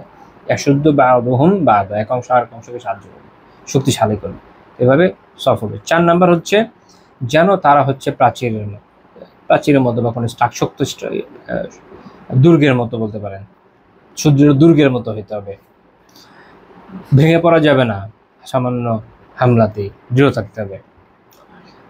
এবং সেটা হবে কি মারসুস, সুদৃঢ় স্ট্রাকচার হতে হবে এবং হতে হবে কি সুদৃঢ় হতে হবে। যাই হোক, এই যে বৈশিষ্ট্যগুলো এটা যখন থাকবে তখন আল্লাহ তাআলা কী করবেন, এরকম বান্দাদেরকে ভালোবাসবেন।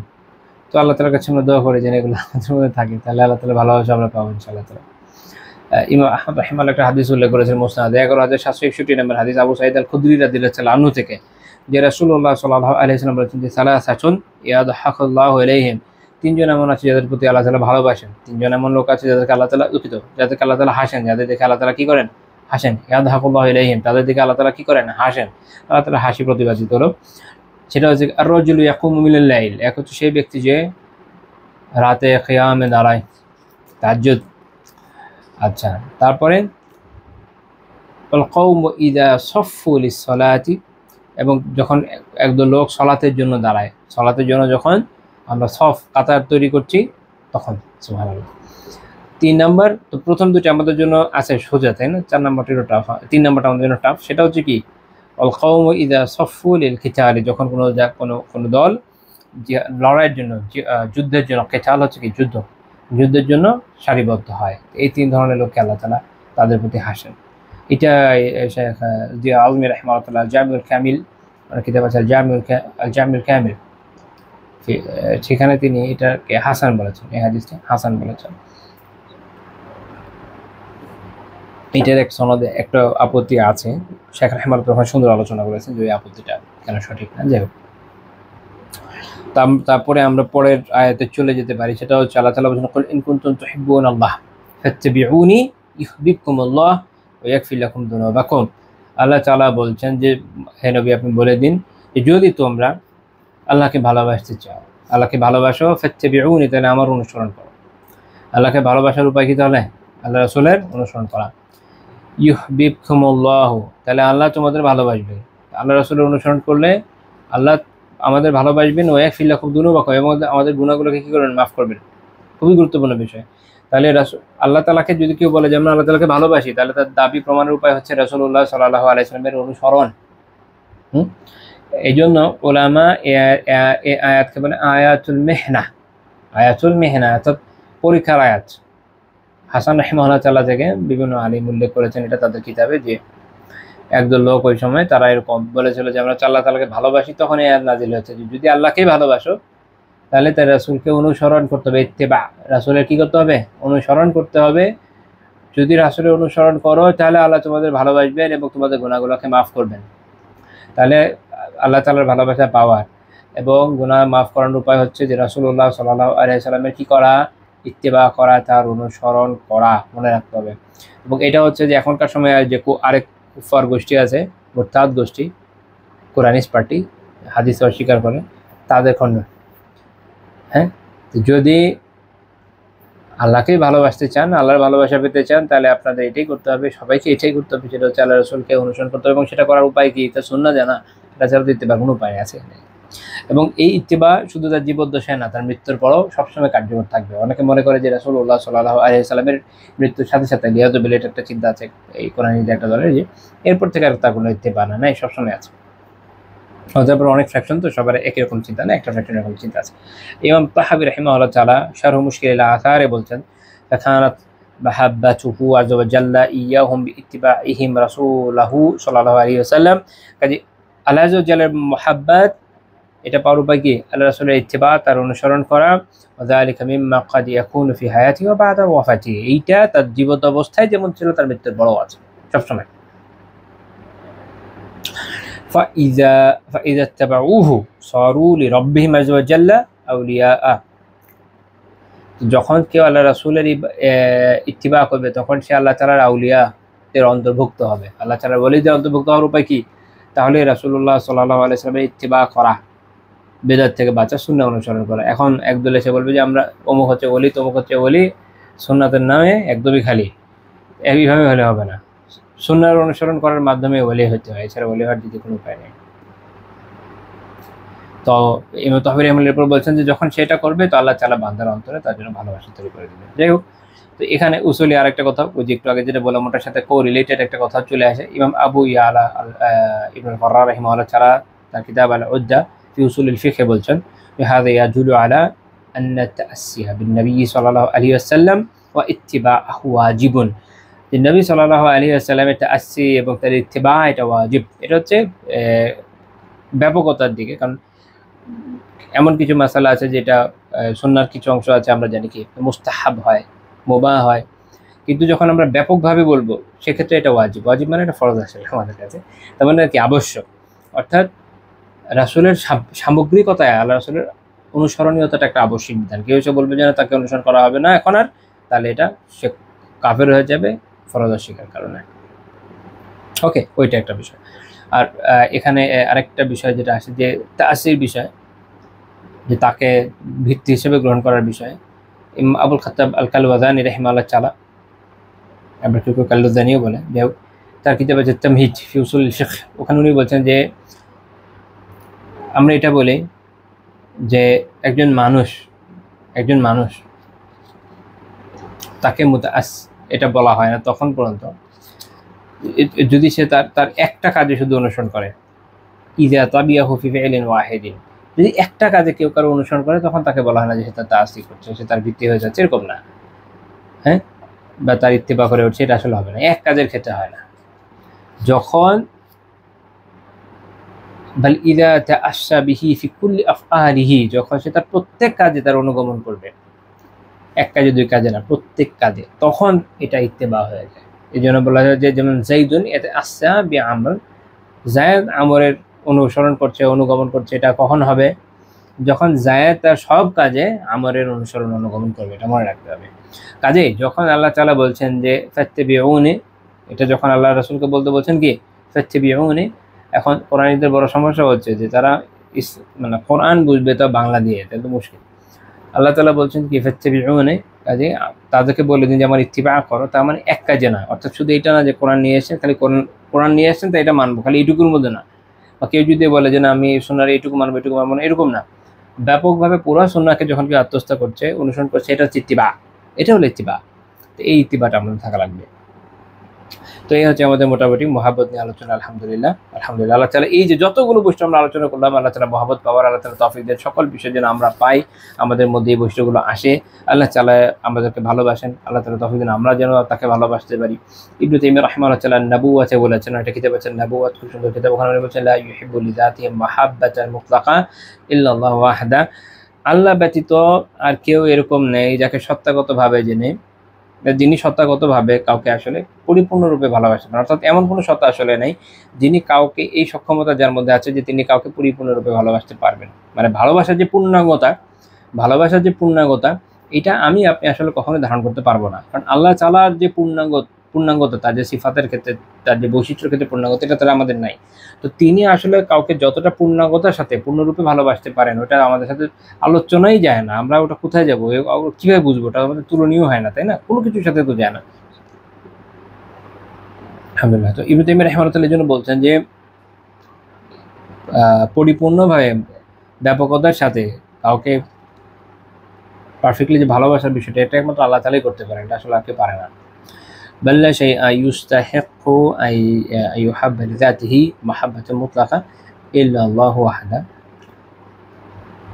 বরং এমন কোনো সত্তাও নাই যে এরকম পূর্ণাঙ্গতার সাথে ভালোবাসার হকদার হতে পারে আল্লাহ ব্যতীত।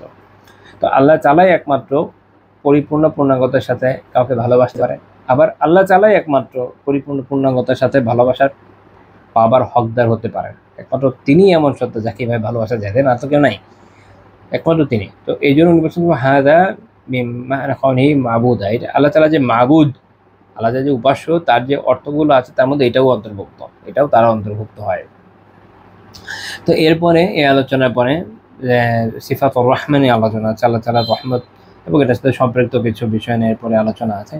আমি তো আসলে চেয়েছিলাম সেটাও আলোচনা করতে, কিন্তু অলরেডি আমরা আলহামদুলিল্লাহ সোম্মা আলহামদুলিল্লাহ 1.5 ঘন্টার কাছাকাছি চলে আসে। আমার মনে হয় আজকে আর টানা উচিত হবে না, আজকে আমরা এ পর্যন্ত থাকি। সুবহানাকাল্লাহুম্মা বিহামদিকা লা ইলাহা ইল্লা আনতা আস্তাগফিরুকা ওয়া আতুবু ইলাইক।